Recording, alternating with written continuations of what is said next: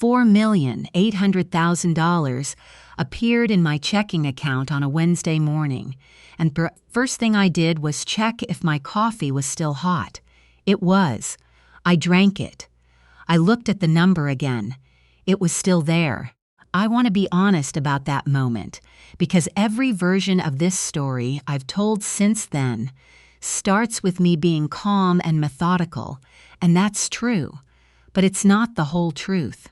There were about 90 seconds in my kitchen in Tucson, Arizona, where I stood in my bathrobe holding my phone and thought about what $4.8 million would do for my mother's medical bills. 90 seconds.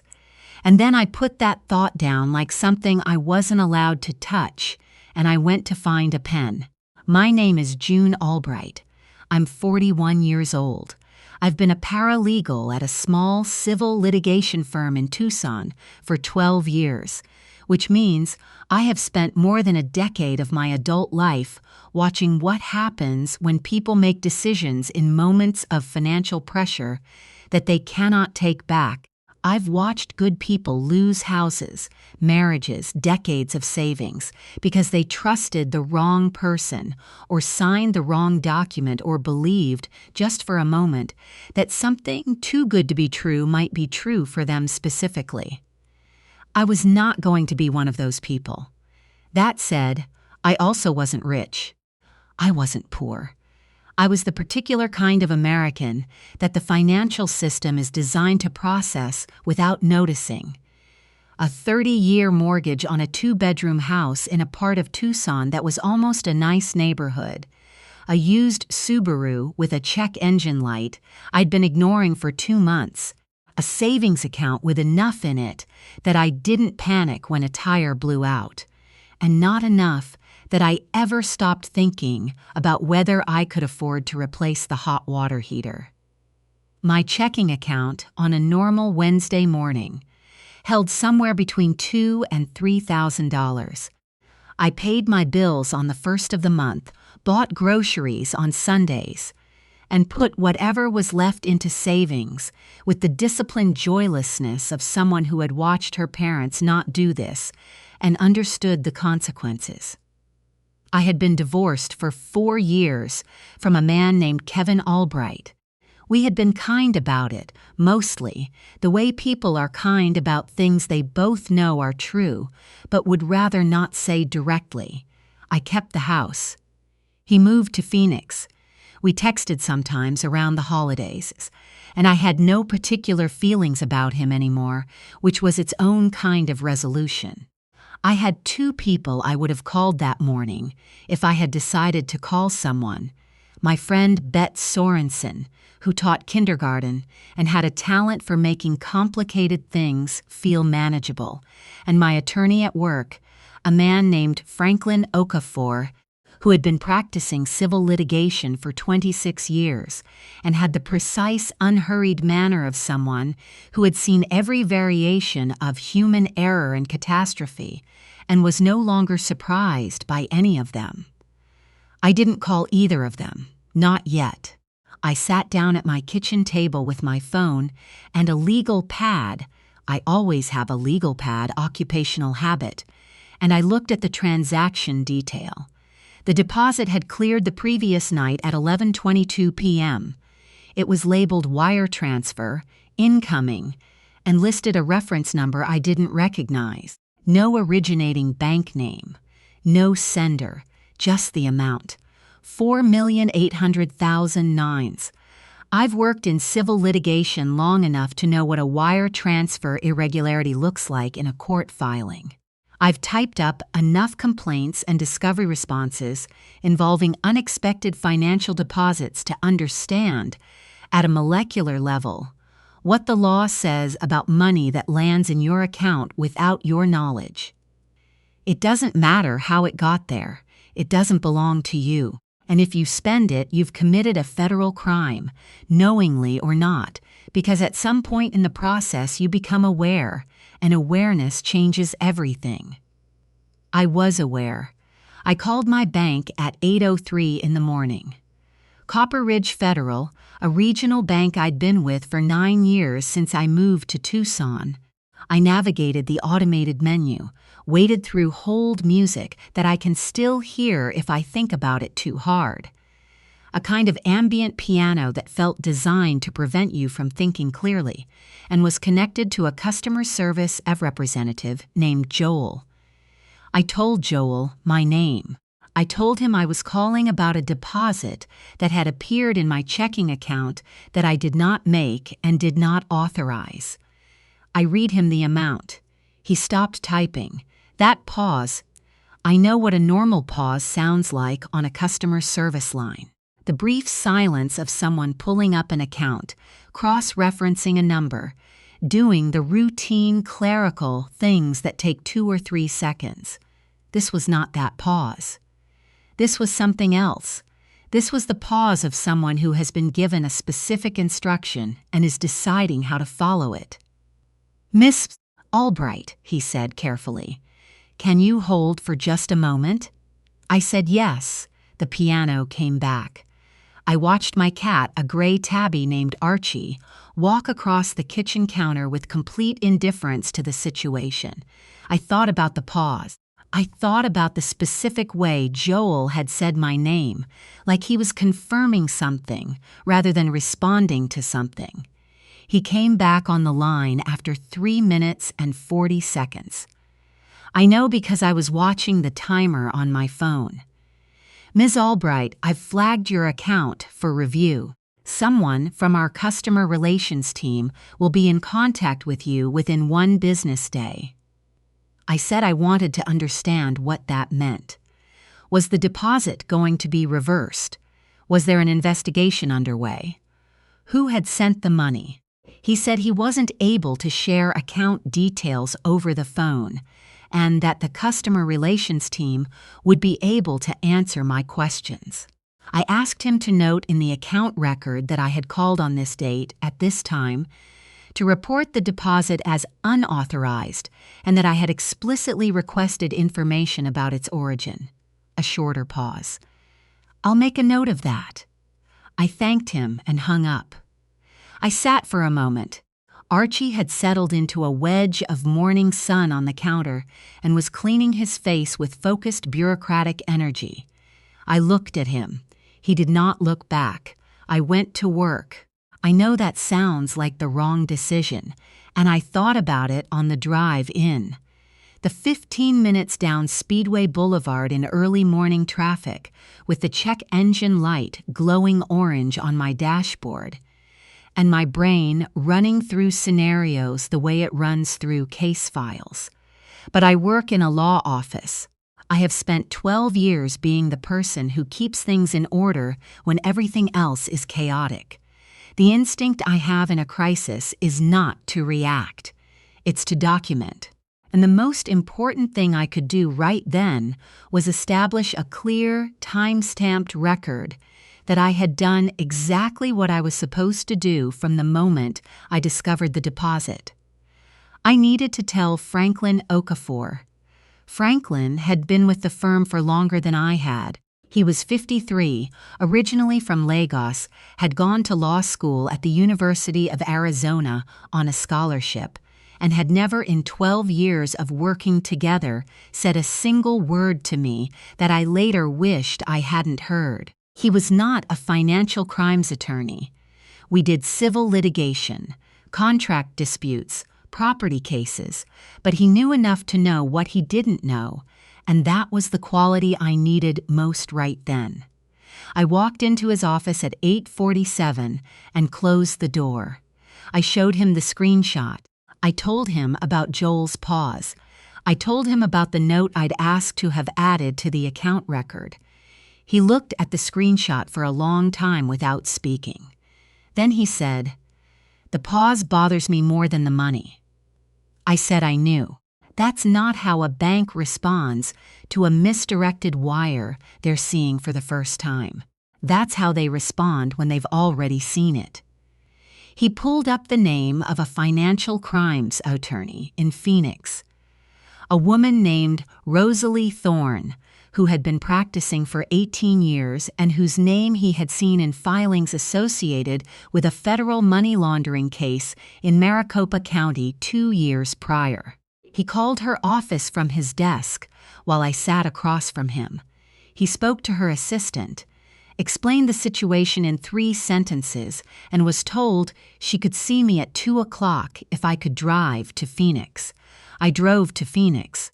Rosalie Thorne's office was on the 9th floor of a building on North Central Avenue, with a view of the I-10 interchange, and a waiting room that was aggressively calm in the way expensive professional spaces sometimes are, as though the furniture itself had been selected to prevent panic. She was 50, compact, with reading glasses she took on and off while I talked, and a notepad she wrote on in a handwriting I couldn't read from across the desk.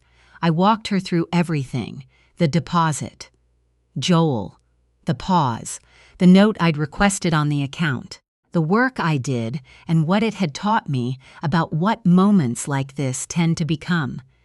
She took off her glasses. She said, "When the bank representative paused after you gave your name, was there anything in his voice when he came back on? Anything that felt like he was reading from a script?" I thought about it. He said Ms. Albright, like he was confirming an identity, not responding to one. She nodded slowly. "That suggests your account was already flagged. Not for fraud, for handling. Someone at that institution or with access to that institution was expecting your name to appear in connection with this deposit. There were already instructions about what to do when you called."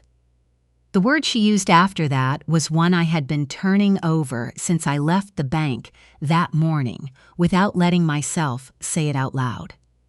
Deliberate. The deposit had not been an accident. Or, if the routing had been accidental, the decision to leave it in place had not been. Someone had known my name, my bank, my account number. Someone had made a choice. We filed a written complaint with the Consumer Financial Protection Bureau from Rosalie's office at 3:45 that afternoon. She drafted a formal legal notice to Copper Ridge Federal requiring disclosure of the transfer's origin and the identity of the originating institution within 10 business days, citing 31 U.S.C. Softrans paragraph 53(18), with a stated intention to escalate to FinCEN if the bank did not respond substantively. I signed a retainer agreement. She told me not to speak to anyone from the bank without her present, not to discuss the situation with people outside of legal counsel, and to document everything, every call, every voicemail, every piece of mail, in a physical log with dates and times. I drove back to Tucson in the dark. The check engine light was still on. I stopped for gas outside Casa Grande and stood at the pump in the October desert air, which was cool in a way that surprised me every year, and I tried to think about what I actually knew. I knew the deposit had come from somewhere. I knew the bank had instructions about my account before I called. I knew that someone had either made a mistake in routing $4.8 million to my checking account or had made a very deliberate choice to put it there, and I knew that those two things had very different implications. An accident meant I was incidental. A choice meant I was useful. And in 12 years of civil litigation, I had learned that when someone decides a private citizen is useful, it is almost never in that citizen's interest. I drove home. I made a list. I went to bed at 11 and did not sleep until close to 2. The next morning brought a voicemail I had missed. A man's voice, smooth and professionally warm, identifying himself as Brian Calder, VP of Client Services at Copper Ridge Federal. He said he understood I had questions about recent account activity and that he would very much like to meet with me at my earliest convenience to address them.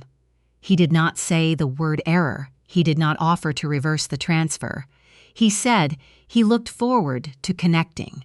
I forwarded the voicemail to Rosalie before I'd finished my first cup of coffee. Her response came back in 8 minutes. Do not call him. Do not meet with anyone from that bank without me present. I spent that evening doing what I perhaps should have done the morning before. I searched my own name in connection with Copper Ridge Federal. Nothing. I searched the reference number from the wire transfer. Nothing public. I searched the name of my ex-husband's business partner, a man named Davis Whitmore, who had borrowed money from Kevin 4 years ago under circumstances that had never fully made sense to me, and that I had, after the divorce, stopped thinking about because thinking about Kevin's professional decisions was no longer something I owed myself. Davis Whitmore appeared in 2 things.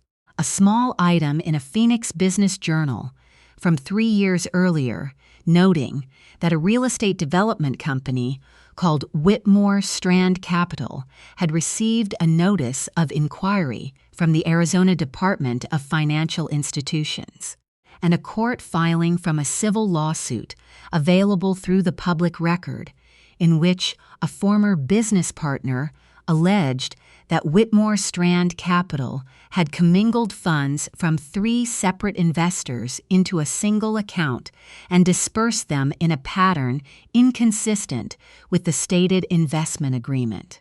The lawsuit had been settled, confidentially. The terms were sealed.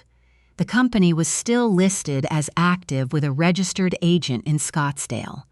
I searched the registered agent's name, Thomas Strand. Davis Whitmore's brother-in-law, I knew that from a dinner Kevin and I had attended years before. A pleasant man with a talent for making small talk and an office, I now saw from public records, in a building on East Camelback Road in Phoenix. I sat back from my laptop. The shape of the thing became a little clearer.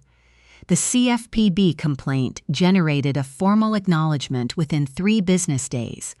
Rosalie filed a parallel notification to FinCEN on a Friday, informing the agency that her client had received an undisclosed wire transfer of $4,800,000 and that the originating institution had failed to respond to 2 requests for documentation. Davis Whitmore called me the following Tuesday. I didn't recognize the number, 480 area code, Phoenix, and I answered because I had been expecting calls from people I didn't know, and Rosalie had told me to answer and document. When I heard his voice, I had to reconstruct his face for a moment. Dark hair, early 50s, the kind of easy manner that reads as confidence until it reads as something else. I had met him maybe 6 or 7 times over 5 years of marriage. He had never been unpleasant. He had never been entirely legible either. He said it was good to hear my voice. He said he was calling because he understood there had been some confusion about a financial transaction, and he wanted to explain things directly, without the complication of attorneys making something simple into something complicated. I said, "Is there a number I can give you for my attorney, or would you prefer I have her reach out to yours?" A short pause. "June, I really don't think this needs to go that way. This is a straightforward misrouting. We just need to get the funds back, and everyone moves on." "Then your bank should have initiated a recall the moment the error was discovered," I said. "That's the standard protocol." "Why didn't they?" He didn't answer that question. He pivoted to something about how these things move slowly through the system, how there were compliance reviews, how he was sure we could work this out as adults. His tone was the tone of someone managing a situation they believed to be manageable, which told me he had not yet understood that I had already spoken to a federal financial crimes attorney and filed 2 regulatory complaints. "I want to be straightforward with you," I said. "I reported this deposit to FinCEN on Friday. If there's a straightforward explanation for the transfer, I'd encourage you to share it with the investigators, because I've given them everything I have." 3 seconds of silence, a different quality than Joel's pause at the bank. This one had something sharper in it. "You filed with Finson." "My attorney did, yes. He said he appreciated my time and ended the call." My hands were steady when I put down the phone. I was mildly surprised by that. I called Rosalie immediately and gave her the transcript from memory. She had told me to keep a voice memo running whenever I anticipated calls of this kind. I had been doing it since the day after our first meeting. I had the whole conversation. Kevin called 4 days later. I had deleted his contact years ago, but I still knew his number the way you know a childhood address, automatically, without trying. When I saw it on my screen, I felt not the old familiar complicated feeling, but something newer and simpler, recognition. This was now a pattern, not a coincidence. I let it go to voicemail. He called again within the hour. Left a message on the second attempt. His voice was different from Davis's. Where Davis had been smooth and management-focused, Kevin sounded tightly wound, the voice of a man who had been assured things were handled and was now being informed they weren't. He said there had been a clerical error in a wire transfer. His words, careful the way chosen words always are.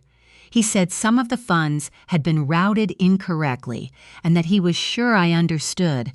This was the kind of thing that just needed to be quietly corrected. He said if I'd just call him back, we could sort this out without anyone having to make it more complicated than it was. Rosalie had the recording within 40 minutes of me listening to it. Kevin came to Tucson. I knew he had, because Bette Sorensen texted me on a Friday afternoon to say she had seen his car parked outside my house when she drove by at lunchtime, which was unusual enough that she thought I should know. I had not been home. He had left by the time I got there. I had installed a camera doorbell 2 weeks prior on Rosalie's recommendation. I checked the footage that evening. Kevin had stood on my porch for 6 minutes. He had knocked 3 times. He had not left a note. I submitted the footage to Rosalie's office the next morning. The following week, a letter arrived from a law firm in Scottsdale called Hargrove and Dills LLP, addressed to Rosalie's office. It proposed, in formal and careful language, that in exchange for June Albright's withdrawal of all regulatory complaints and referrals, a payment of $600,000 would be transferred to an account of her choosing. The original wire of $4,800,000 would be recalled from her account via mutual agreement, and all parties would execute a non-disclosure agreement. The letter used the phrase mutually beneficial resolution 4 times. I was sitting across from Rosalie at her conference table when she handed it to me. I read it twice. There was a moment, I want to be honest about this too, where I understood the geometry of what was being offered. $600,000 was not nothing. $600,000 was, at the interest rate I was carrying on my mortgage, more than a decade of financial breathing room. It was my mother's medical debt cleared, twice over. It was the thing you do not let yourself want, because wanting it too specifically is dangerous. I put the letter face down on the table. "They're trying to buy my cooperation," I said. "They're trying to buy your withdrawal from a federal investigation," Rosalie said. "Accepting this payment, given what you've already filed, would constitute obstruction. They know that. This letter is a test, not an offer. If you accept it, they have documentation that you took money to go quiet. If you don't, they know what you're made of." She already had a cover letter drafted to the U.S. Attorney's Office for the District of Arizona. I told her to send it. After that, things went quiet in the way that things go quiet when the people on the other side are regrouping. Davis stopped calling. Kevin's number didn't appear on my phone. The Hargrove and Dills attorney sent no further correspondence. Rosalie called it the observation period. They were watching to see if I would waver. I didn't waver. But I want to be clear that not wavering didn't feel heroic. It felt like walking a balance beam in the dark and being very careful not to look down. That was when I called Bet. I had been keeping the real version of the story from her, giving her the vague and sanitized version Rosalie had said was appropriate for people outside the legal process. But I needed to tell someone who actually knew me, and Bet had been my closest friend since we met at a neighborhood association meeting 7 years ago, and discovered we were both the only people there who didn't own a leaf blower. She came over on a Wednesday evening with takeout Thai food and the focused listening manner of a person who has spent 20 years with 5-year-olds and understands that sometimes you have to let someone finish before you say anything at all. I told her everything, the deposit. Joel's pause. Davis, Kevin, the offer, all of it. She was quiet for a long time when I finished. Then she said, "What do you need from me right now? Practical or emotional?" "Just someone who knows," I said. "Okay," she said. "I know." She pushed the pad CU toward me. "Eat." I did. It helped more than I expected. I also called Franklin the next morning. He listened to the whole thing without interrupting, in the way he always does, and when I finished, he said, "June, you are going to be the best witness they have ever seen. You documented everything the way we document everything. They will not find a gap."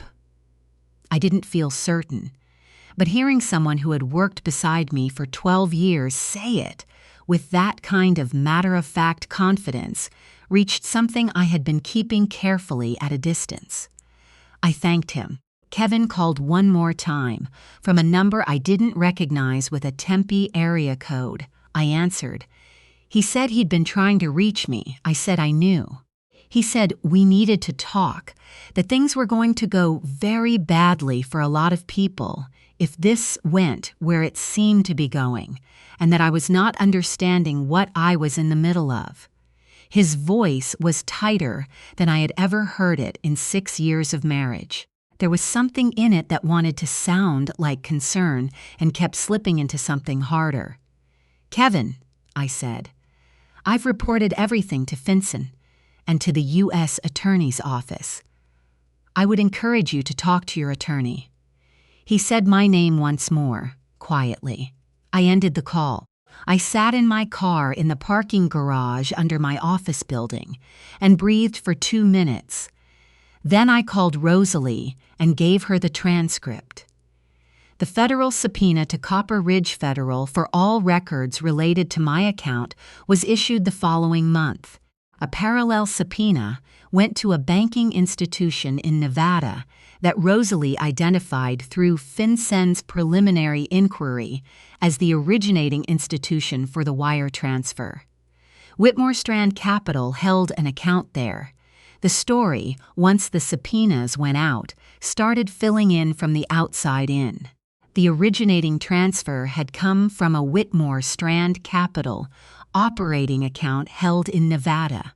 The intended recipient, according to internal records subpoenaed from the company's email server, was a numbered LLC that Davis Whitmore had established 6 months earlier under a name I had never heard and would not recognize as connected to him.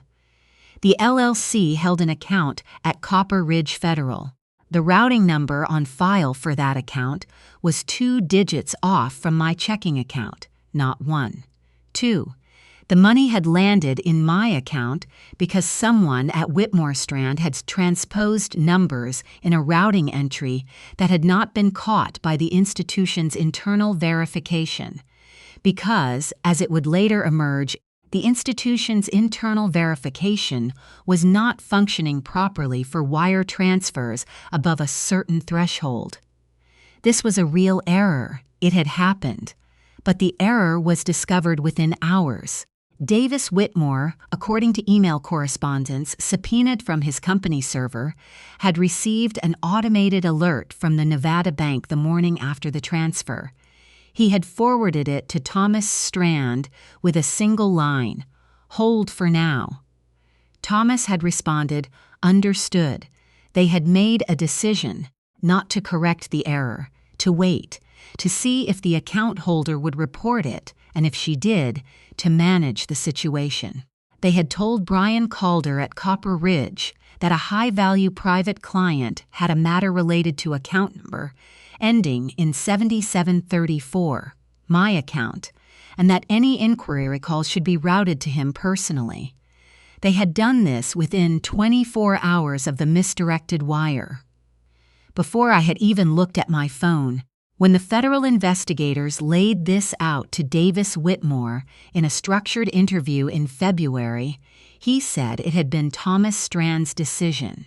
Thomas, interviewed separately with 20 minutes' notice of what Davis had just said, gave an account of the decision timeline that contradicted Davis's by 3 days on 2 separate points. Their attorneys, who had begun the process representing them jointly, had by this point retained separate counsel. Their stories were not compatible. Special Agent Linda Fry, who led the Financial Crimes Unit's investigation, told Rosalie afterward that the divergence had been noticed, pressed upon, and found to be intractable. Brian Calder's cooperation agreement came first. He provided the text message chain with Thomas Strand. He provided the internal memo he had written flagging my account for special handling. In exchange for his testimony, he received a reduced charge and a negotiated sentence. His cooperation, Rosalie said, was thorough enough to have made the trial almost unnecessary. Almost. Davis Whitmore was indicted in April on 3 counts: wire fraud, conspiracy to commit money laundering, and obstruction of justice. The obstruction charge was tied to Kevin's voicemail, the one in which he had used the phrase "very badly" for a lot of people, which federal prosecutors had no difficulty interpreting as a statement designed to discourage a federal witness from cooperating. Kevin was indicted separately on 1 count of conspiracy and 1 count of witness tampering. His attorney made an argument in pretrial motions that his voicemail had not constituted a threat but an expression of concern. The judge did not agree. Thomas Strand was indicted on 2 counts: wire fraud and filing a false corporate registration in Nevada. The LLC had been capitalized with funds misrepresented in origin in the formation documents. Brian Calder received 18 months and was permanently barred from the banking industry.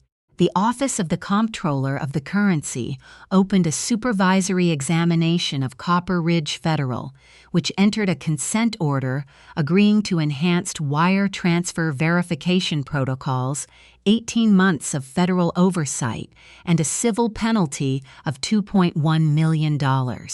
Copper Ridge also sent me a formal written apology, signed by the CEO, which Rosalie said was among the more useful documents she had received in 18 years of practice because it contained an implicit acknowledgement of institutional negligence that she intended to reference in a separate civil filing she was preparing on my behalf. I had not known about the civil filing. I sat across from Rosalie in her conference room and listened to her explain it, and felt something I hadn't felt in months, which was surprise. She filed on the grounds that Copper Ridge Federal's failure to reverse the transfer in a timely manner, combined with the bank's affirmative decision to implement a routing protocol designed to intercept my inquiry calls, had caused me quantifiable harm in the form of legal fees, lost work time, and documented emotional distress. The bank's insurer settled 6 months after she filed. The settlement covered my legal fees with enough left over that I was able to address the back half of my mother's outstanding medical balance and replace the Subaru.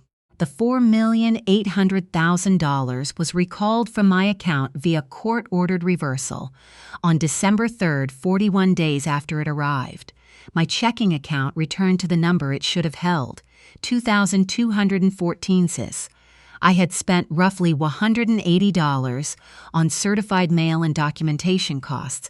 I did not regret a dollar of it. Davis Whitmore was convicted on all 3 counts in August. He received 9 years in federal prison. Whitmore Strand Capital was dissolved by court order in the process, its remaining assets liquidated to satisfy civil judgments from 3 investors who had filed suit once the criminal proceedings became public. Kevin was convicted on both counts and sentenced to 2 years and 8 months.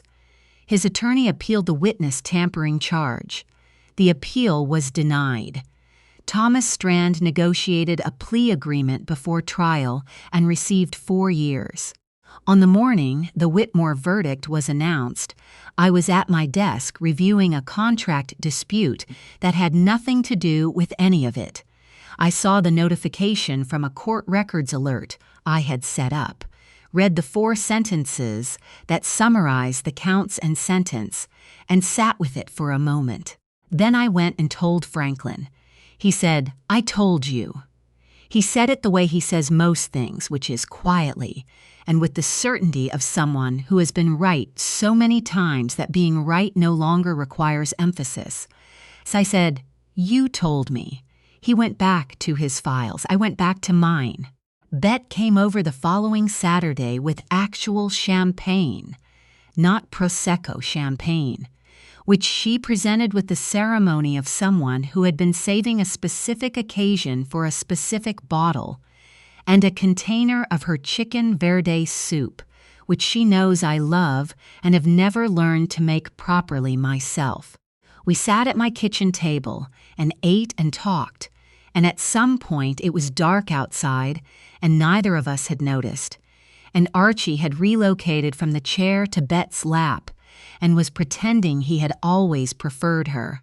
I thought about the 90 seconds in my bathrobe on a Wednesday morning when I had looked at a number that was not mine and let myself, briefly, want it.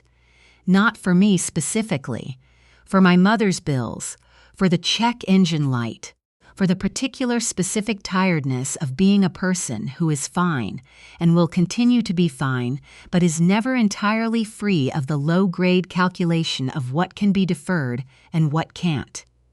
I had put it down. I had written on a legal pad instead. I had called the bank at 8:03. That was all. That was the whole of it. I had simply done what you're supposed to do when something that doesn't belong to you shows up at your door.